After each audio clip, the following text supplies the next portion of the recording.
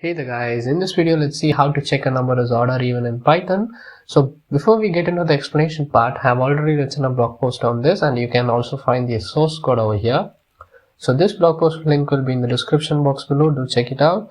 So let me open the Thorny IDE and firstly let me enter a variable that is number is equal to and enter integer input. Make sure the data type is input and I'm asking the user to enter the values by just entering the input function and adding a colon and leaving some space, and let's enter if number and let's add parenthesis, and if number just divisible by 2 is equal to 0 then it should be even. So I'm just entering the f string and saying this is even and add the number variable.